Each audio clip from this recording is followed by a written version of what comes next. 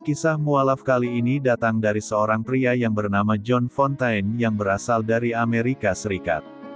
Beliau seorang pebisnis dan hobi bermain musik. Sebagai musisi, John selalu mengiringi kegiatan musik di gereja.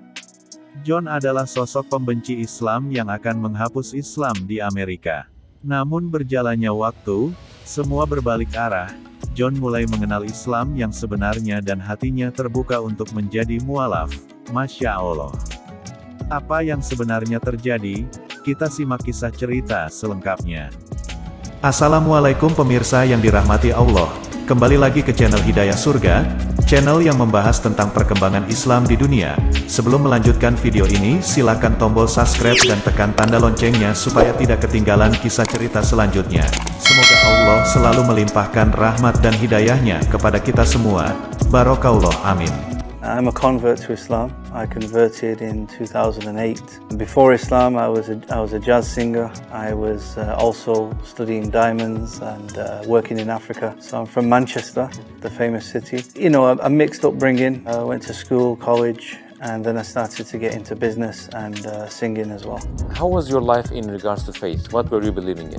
I was born and raised as a Christian. So from a very young age, I used to go to church. I went to different types of churches. I also went to evangelical churches as well, which is a very different religion to Protestant Church of England religion. I was also into music. So I started to play the church organ, I played the ukulele, banjo, I played the trumpet. So I was very musical from a very young age. So in my teenage years, I got into singing. So from the age of 14, I was singing. And then when I became around 16, 17, I started to sing professionally as a job, singing in jazz clubs and cruise ships and football in Manchester United's ground and different places. It's fun, you know, in Jahiliyyah, my time before Islam, I felt like I'd got to the peak of where I could be in the music industry. You know, I wasn't going to be the number one singer in the world. I didn't have the, you know, the dark, handsome looks of a jazz singer. And when I was singing in some of these clubs, I just thought, well, I've done it. It was like I'd reached my goal, and it was an empty feeling. You know, when you've made it, you know, you've tried to work so hard to succeed in a particular field, and then all of a sudden you're at the top of where you can be, and then what? Am I going to do this for the rest of my life? It's not fulfilling. So this is why I started to look into business as well. I started to study diamonds, and that's when my journey took me to Africa and on to different things. What was the thing that made you question your belief? Was it an event? Was it a thought? And when was it? That's an interesting question. From a young age, the age of about 7 years old, I remember being in Sunday school in church. We had to write a song about God, and my song was called Jesus and God, and that was the chorus. It was like a rap. I had some verses. I still remember the verses. I'm not going to sing it now. And I remember the pastor, one of the youth workers, he took the piece of paper and changed the words. So originally my song was Jesus and God, and the pastor changed it to Jesus is God. And around 7 years old, I was like, what? You know, this was like a light bulb moment where I realized that I don't believe in this faith.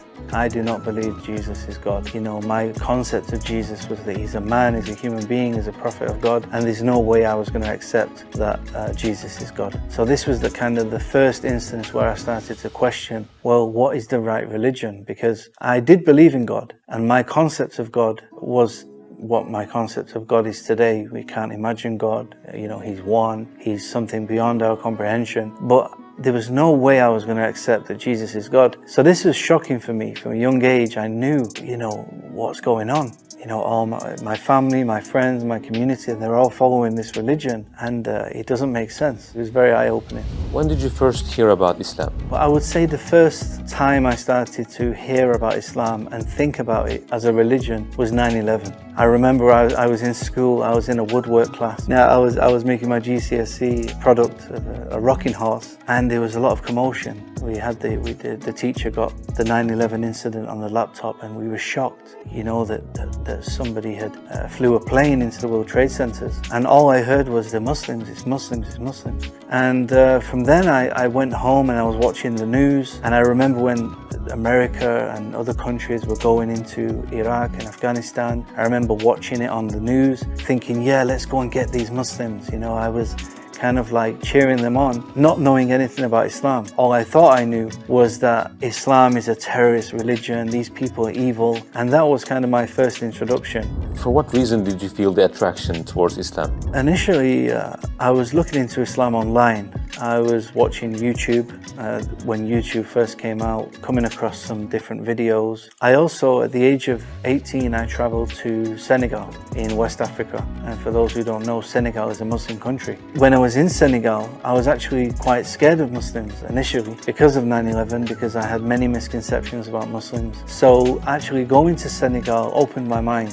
I realized, number one, that there's African Muslims. I'd never seen African Muslims. So I was really interested in understanding, how did Islam come here, you know? And when I went to Senegal, this was the first time I actually heard the adhan. It was fascinating. You know, I was really happy to hear the call to prayer. I wanted to understand it. I wanted to understand the meaning. And I met some Muslims. I came across a brother who, at the time, he was working in the hotel, and he invited me to his house, to stay in his house. So I ended up living with him for some time. I went to a Muslim wedding, I went to a Muslim funeral, and I witnessed him and his mother and his family praying. We ate together, sitting on the floor, and all these things were amazing to me. At that time, did becoming a Muslim cross your mind?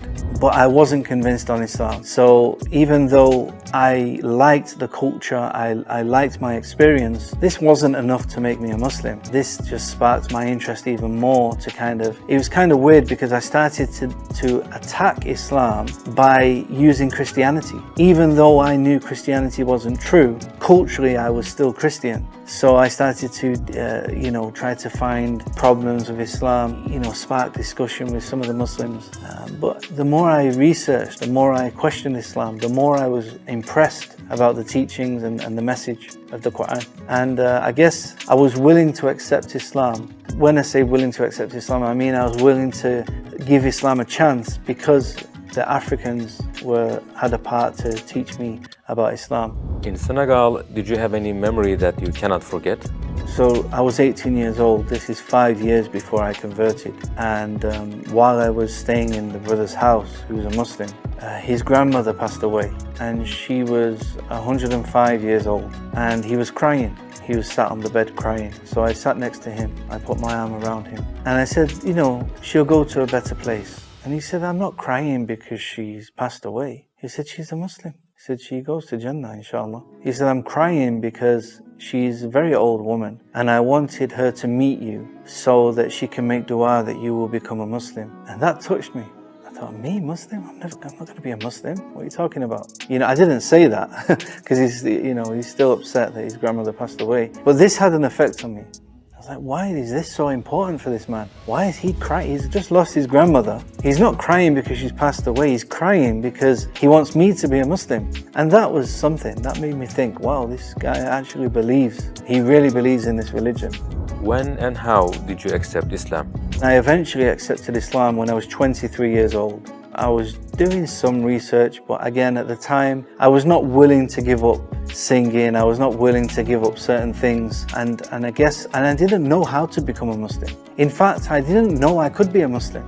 I thought Islam was something you're born with, something you inherit from your parents. I'd never known they were converts to Islam. It wasn't until when I was researching, I came across videos with people like Abdurrahim Green and Yusuf Estes and other people, converts, when I realized, wow, there's actually a lot of English and American people who are accepting Islam, and I can be a Muslim. So that was something that led me to think, okay, now this is something I should look into. So who invited you then? I was in Egypt at the time, and I went to a mosque, and I asked my friend to teach me how to pray, and he refused. He said, no. He said, you're not a Muslim. I said, well, I believe, I fasted Ramadan, I tried to pray. He said, okay, you have to say the Shahada. I asked him, what is the Shahada? So he told me the Shahada, and I became a Muslim. I felt like a big weight was taken off my shoulders. I felt clean, and alhamdulillah, I already believed.